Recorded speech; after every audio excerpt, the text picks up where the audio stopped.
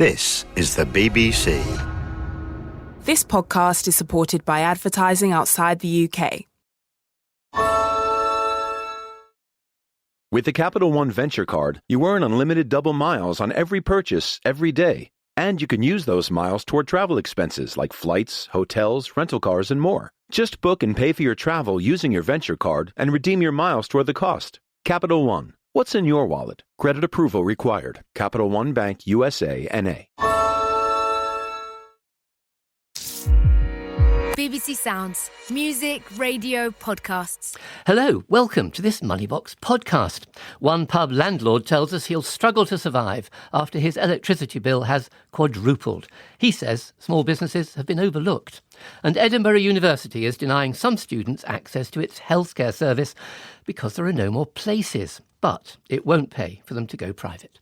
But first, from next Friday, October the 15th, our contactless cards will let us pay up to £100 just by tapping on the card terminal. That's more than double the current £45 limit introduced at the start of the pandemic. Contactless payments already account for 2/3 of debit card transactions and nearly half of those with credit cards. But there are people who worry about the safety and security of this change. Over 100 of you have been in touch with Moneybox, many to express their concerns. My name's Catherine.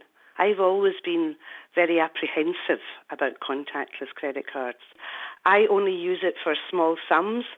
In fact, I didn't really want a contactless credit card. £45 is more than enough. My name's Chris Budd. I'm at Nailsea Market in North Somerset, where I pay for everything with my phone. It's great that there's a limit on cards is increasing. It doesn't affect me because I don't even take my wallet with me anymore because with Apple Pay there is no limit. Hi, I'm Olivia. I think that the £100 contact limit is too high for somebody like me. I can understand that some people might want it. I feel that there's more of a risk of being defrauded, or if you lose your card, that somebody could go on a spending spree and take all your money. So I'd rather have the choice. Well, that was 3 listeners. We've had so many of these tweets. Helen Rushby tweeted, totally unnecessary. £100 is not small change. My shopping bill each week is under 20 and always under 45. Best left at 45. And some jokester said, at least I'll be able to fill my car up with petrol and pay contactlessly. We've had many different views. Well, listening to all that is Andy Webb. He's founder of the website becleverwithyourcash.com. Andy Webb, why is this rise happening? I think there's a couple of reasons for this. Part of it is because this is where we're going as a society in lots of ways. You know, this move towards spending, tapping and paying means we want to do it. We're used to it, a lot of us. So we want to be able to do it, that convenience to come into play as well. Yes, many people do. But of course, we did hear a few concerns there. I mean, Catherine was apprehensive about it. And with this limit, people are concerned. What happens if they lose their card or it's stolen? What risk are they taking? So it's actually, well, I'm going to say it's not too much. The most you could potentially be defrauded of is £300, but you will get that back. And that's because basically the rules that come into play with this increase mean that it will vary by bank. They might have lower limits than this, but essentially the most that can be spent on a card contactlessly before you have to put your PIN in will be £300. And as I say, some banks might actually have lower limits, or the alternative of this is maybe 5 uses. They can do either or a mix of those. So the most that can be taken £300, but you will be able to get that back from your bank. You say you'll be able to get it back. What do you have to do to make sure that you have to tell the bank, presumably? But what if this happens before you've told the bank, before you've realised it's gone? Yeah, so as soon as you find out about it, you need to get in touch with them, and they will then obviously stop everything. I mean, a lot of apps now as well, as soon as you find out this has happened, you can freeze your card straight away. So even before you get on the phone to them, freeze the card and it can stop any other transactions taking place. And just to be clear, as long as you tell the bank as soon as you realise, even things done before that by thieves or someone who's picked it up on the floor, they will be returned to you. They will be. I mean, every bank's going to have their own kind of anti-fraud kind of investigation measures. But what the FCA says is that the money, you should get your money back kind of almost straight away without an unnecessary delay. So maybe by the next business day. Obviously, that's not fantastic. That could cause some problems for some people if you're close to your limit or in your overdraft. And of course, can you go accidentally overdrawn or exceed your credit limit? Is contactless in real time, in other words, or could you pay £300 out and suddenly discover the last 200 were more than you should have spent? I mean, I guess how quickly it is you catch it. You know, if they're out there and you've got that, availability within your account to go overdrawn and someone is using it to make those purchases, then that could happen. I meant more if you use it by mistake. It's so you just spend £100 because it's very easy to do that, and you think, oh, I've just gone overdrawn by £10. Yeah, absolutely. I mean, this is one of the worries, concerns that I do have about the increase. I think in lots of ways that convenience is great. But on the flip side of it is, I mean, one of the classic examples of this is in a busy bar or something like that. You order your drinks, you go to kind of you can't hear what they say in terms of the cost. You just tap your card.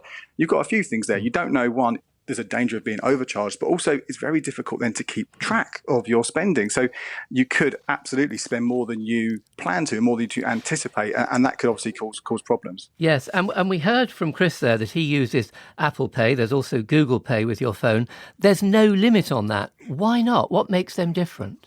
Well, you've got kind of a second level of authentication there. You've got that extra thing. So sometimes you have to put your code in. Sometimes it's a thumbprint. Sometimes it's your face scan or whatever it is. And that kind of says, all right, this is you. You are using it. It's not fraud. And finally, Andy, many people say we'd like the choice. Are any of the banks offering a choice?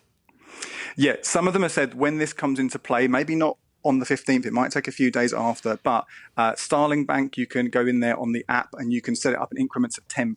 So you can set it as low as 10, or you can have it up to 90 to 100 quid. Or Lloyds, Halifax and Bank of Scotland, which are the same institution, they'll let you do it in £5 increments as well, starting at 30 quid. And some of them, I believe, will let you just say no to contactless for the first time automatically. Yeah, if you want to, some of them will let you do that within the app. Andy Webb, thanks very much, and we'll see what happens on Friday. The price of gas has risen tenfold in the last year. Domestic customers are protected to some extent by the price cap. It sets a maximum charge for each unit of electricity and gas, but that cap doesn't apply to businesses, and many small firms have seen their bills soar over the last few weeks. Chris Hare is an independent publican at the Hare on the Green in Brampton. A few days ago, his supplier went bust, and he received a letter from British Gas.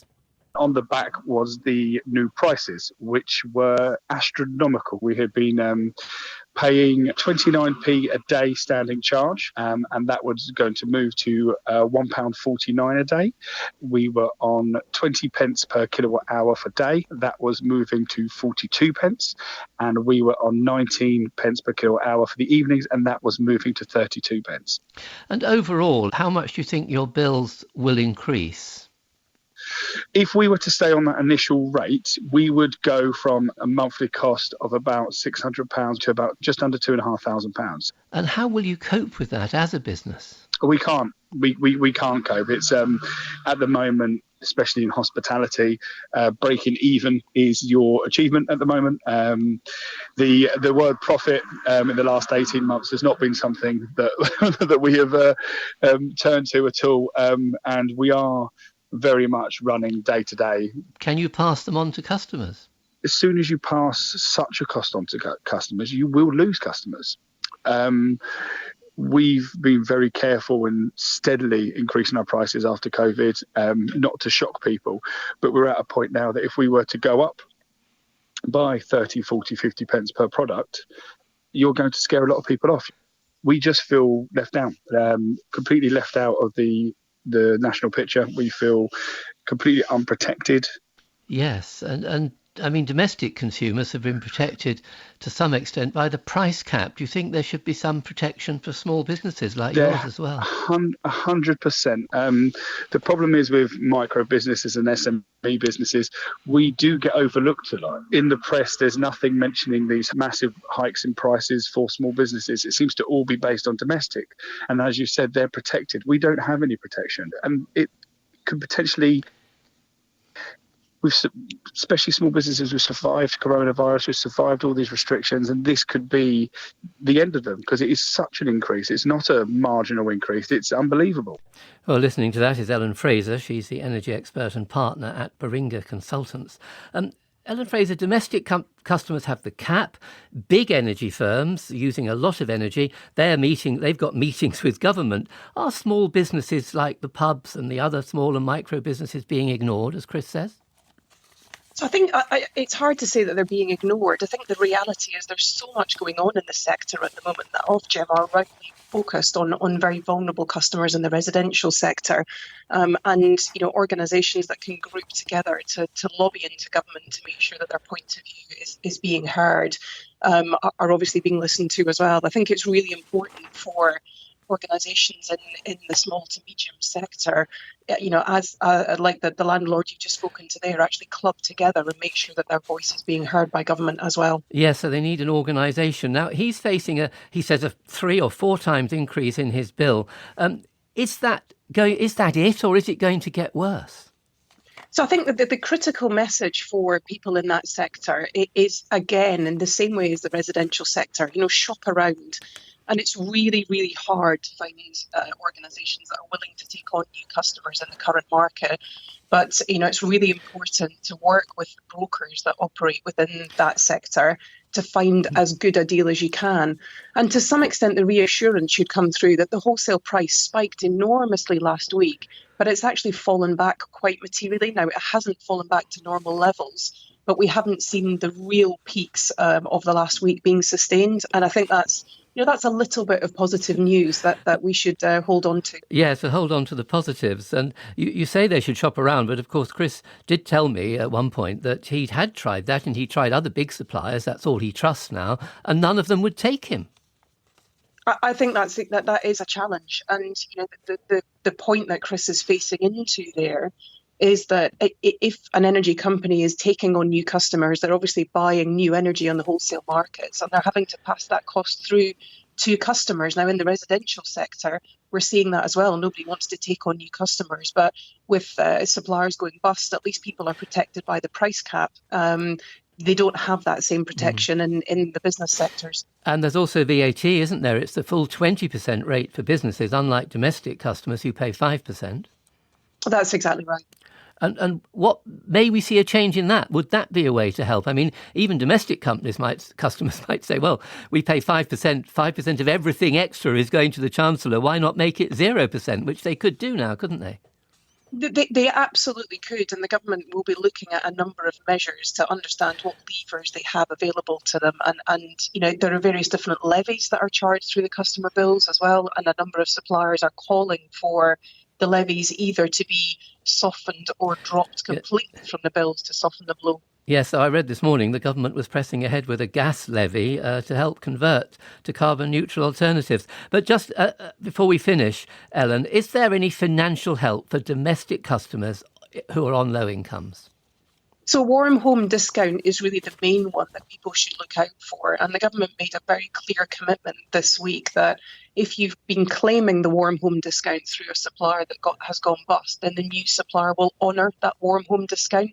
So there are various different levels of support that are available. And the key thing is with your new supplier, ask again what additional help might be available to you and really show a level of tenacity in that questioning. Yes, and that's £140 off one bill if you're on a low income, you've got children, you're disabled, and of course many pensioners as well. But a lot of them do have to ask, and the money might run out, mightn't it, briefly? The money might run out, exactly. But again, the government may look at various different measures to make sure there is extended support. So just keep asking. Ellen Fraser, thanks. And we asked British Gas about Chris's price hike. It told us pricing reflects the massive change to commodity prices. And it added, we offer small businesses fixed-term contracts and don't pass on price changes during their contract period.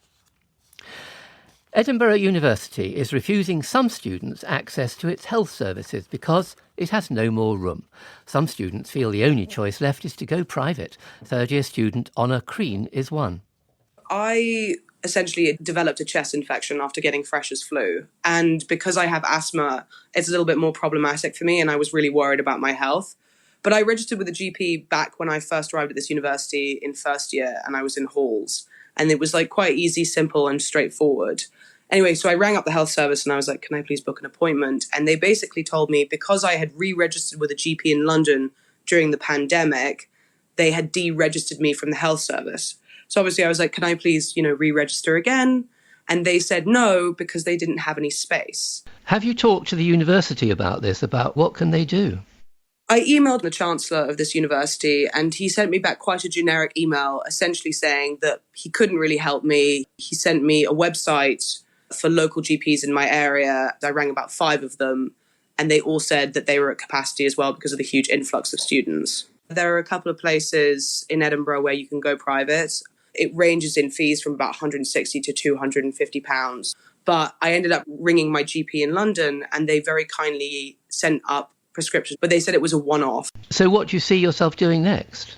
I'm not entirely sure, but I'm assuming that, like, if anything else happens with my health, I will have to basically go private. Because I'm asthmatic, I need to be able to get repeat prescriptions for my inhalers.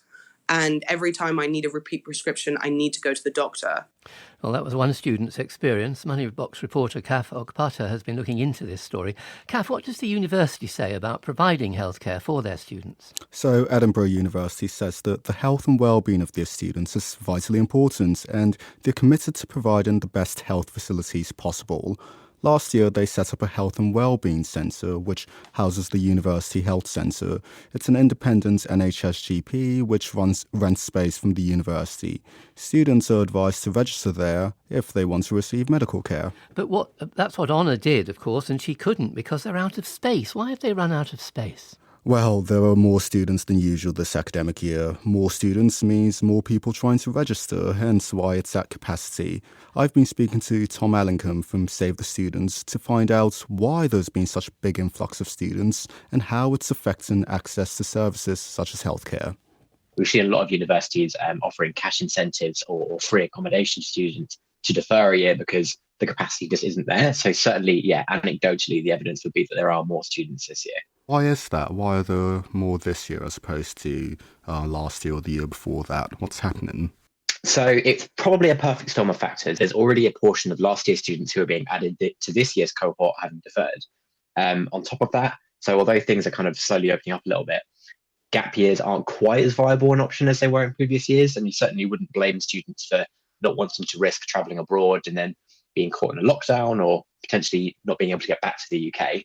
And of course, the final thing would be that, we saw record numbers of students achieving higher grades this year due to the change in assessment methods. So, lots of universities probably weren't expecting students to quite hit the grades that they've been expected, but in many cases they did. So all of these factors together have contributed to the higher numbers of students. How is that affecting access to certain services such as healthcare, accommodation? What's going on there?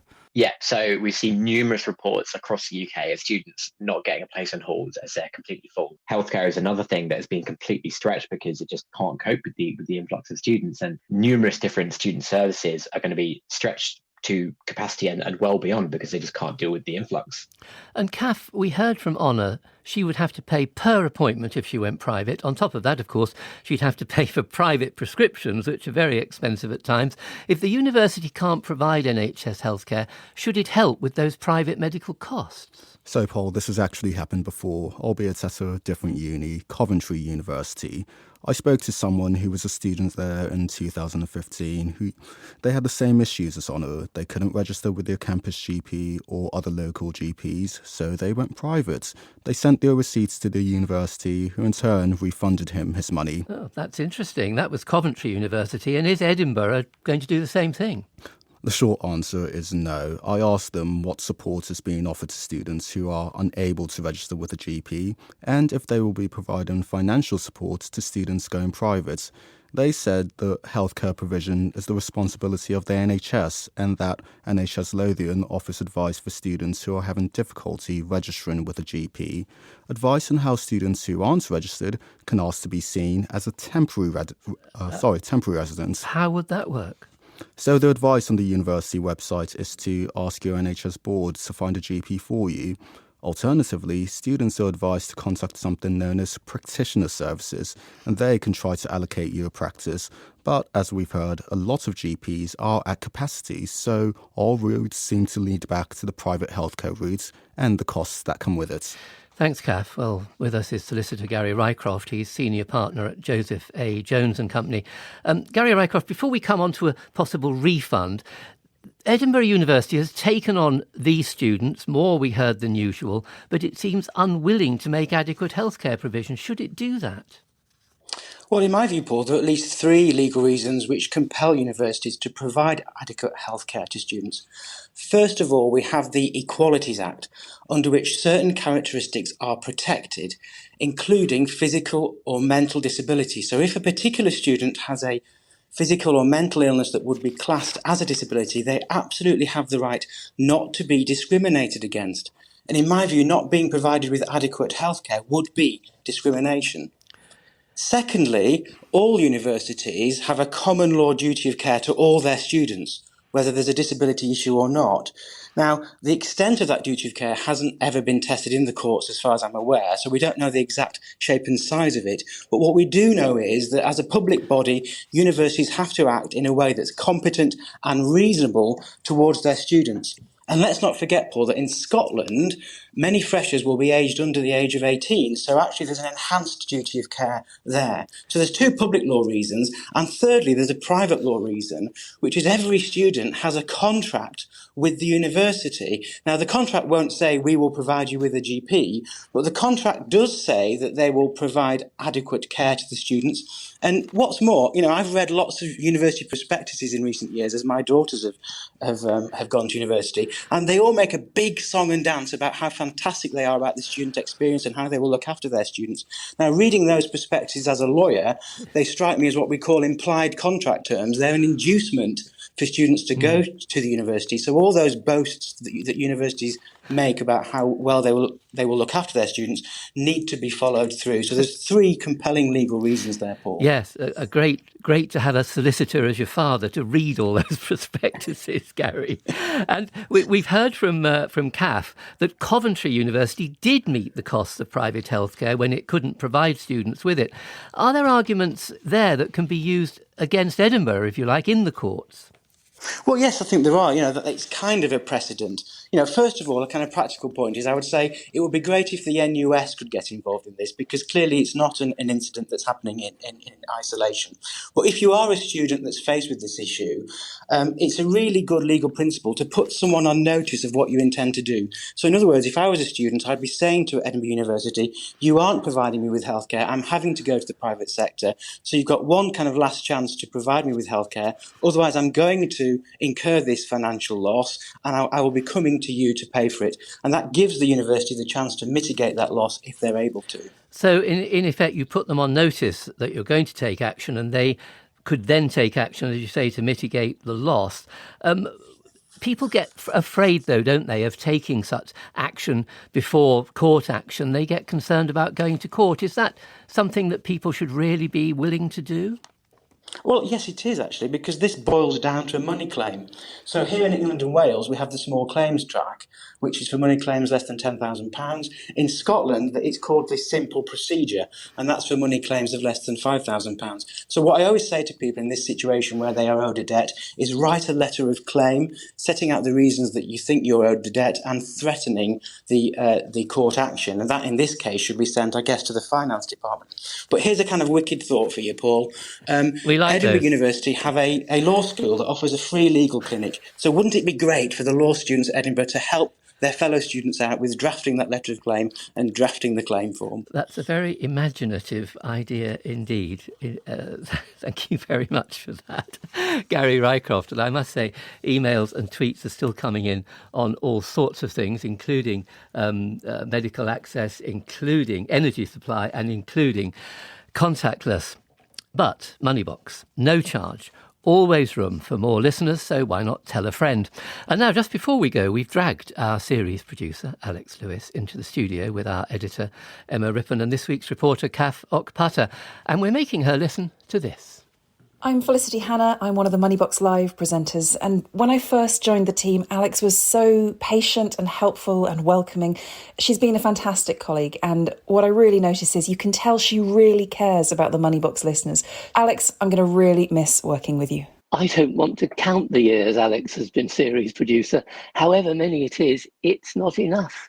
I'm devastated she's leaving Moneybox for something better, of course, as she deserves. Brilliant at leading the programme, fabulous at turning my pre-recorded interviews into something broadcastable, and unflappable at the live studio broadcast every Saturday. Missing you already, Alex. My name is Adam Shaw and I'm one of the presenters of Moneybox Live.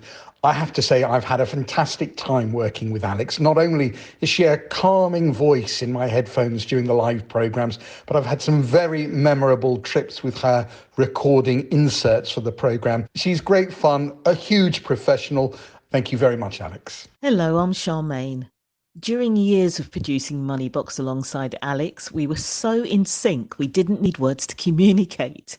Alex has been a credit to the programme, see what I did there, and an asset. Okay, I'll stop now. She will be missed.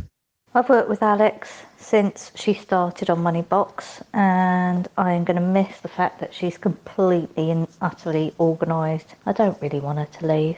Hi, this is Richard Varden. I was on the board that interviewed Alex. It was the worst board I'd ever sat through. But that was the other candidate. Alex was great, and she's done a really brilliant job on Moneybox. Hello, my name's Darren, and I was a researcher on Moneybox for a while, and I worked quite closely with Alex. And Alex is a true inspiration, and I can't believe that she's leaving Moneybox after all this time. And thank you so much for everything that you've done for the programme. This is Dan Whitworth, and as the reporter for Moneybox, I'm incredibly grateful for Alex's encyclopedic knowledge of all things personal finance, her professionalism and support since I joined 3 years ago. But actually, you know what? I'm even more grateful for her friendship. We will all really miss you. Well, Alex, that was just some of the people who've been touched by your professionalism and kindness over the 6 years you've been here. How's it been for you? I've learned an awful lot about personal finance, and I'd like to say my finances are totally shipshape order now. They're not quite, but at least I know what I should be doing, even if I'm not doing it. But I've worked with such a massive range of people. They come in and they come out of Moneybox Live, but it's been amazing, and I feel honoured to have worked with all those people you've just heard from and many, many more. So thank you. I'm really touched by everything that they said. Emma Rippon, our editor. Hello, I just walked into the studio as a complete surprise for you. Oh my goodness. But I just wanted to say thank you for everything you've done. A few people talked about the audiences. You care about our audiences. You care so deeply. And every week we're thinking about what are the audiences talking about? What are our listeners talking about? And trying to help give advice and make things easier for them. But, you know, that's very important to you, I know. But also, you know so much, as somebody else mentioned. Who was it? Was it Dan? Your encyclopedia? Probably Dan, knowledge, yes. Which we will miss enormously. We'll miss the fact that you changed your name, obviously, to become the series producer, because we need a Lewis in the seat. Yes. But especially because you're such good fun to work with. So we will miss you enormously, and thank you for everything. And Kath Ockbutter, you're one of our newer recruits. Oh, gosh. Alex, I was at uni when I first worked with you, and I've just learned so much. And I didn't know what a two-way was, but thanks to you. That's what you did today on the programme, Kath. That was a two-way. See, she's still teaching me. Oh, I'm going to miss you so much. And honestly, I owe you a lot. I owe you a lot. Well, thank you. I'm glad I got my last bit of teaching in yesterday. I was teaching him how to use the studios yesterday. Good. Good. I'm glad it's been useful, if not sometimes maybe a little bit bossy. Well, thank you, Kath, and thanks, Emma. And thanks, of course, to Alex and all of us on the programme, present and absent today. We all wish you the very, very best in your new role at the BBC. And that's the end of this Moneybox podcast. There's always free, of course, if you want to invite your friends to join. And then you listen live on Saturday, just after midday, so you can hear our take on money first. On Wednesdays, Moneybox Live takes one money topic and kicks it around a bit with a panel of experts. The next is looking at the black pound, supporting black businesses to support black communities. You help us set our agenda, of course, by emailing your money songs or shouts to bbc@moneybox.co.uk or tweet @moneybox. We love to hear from you, and we do read them all. And you might even get on the programme, of course. Today, the reporter was Kath Putter, researcher Anita Langari, studio managers Graham White and Robin Simpkins, production coordinator Janet Staples, our editor is Emma Rippon. I'm Paul Lewis. This was a radio current affairs production for BBC Sounds, and our series producer was the brilliant Alex Lewis. And now, a musical journey, but on Radio 4. This is Add to Playlist, a new podcast from BBC Radio 4 with me, Karis Matthews. And me, Jeffrey Boachi. Ditch the streaming algorithm as we take you on a musical journey of discovery. In each show, we'll create a playlist of 5 tracks chosen by Karis and myself, and with the help of a different studio guest each week, we'll explore the rich and unexpected web of connections between the music you love, hate, and haven't even heard of. That's a promise. We'll go under the bonnet of our compositions and look closer at the nuts and bolts to reveal what's behind our favourite tunes. Just search for Add to Playlist on BBC Sounds.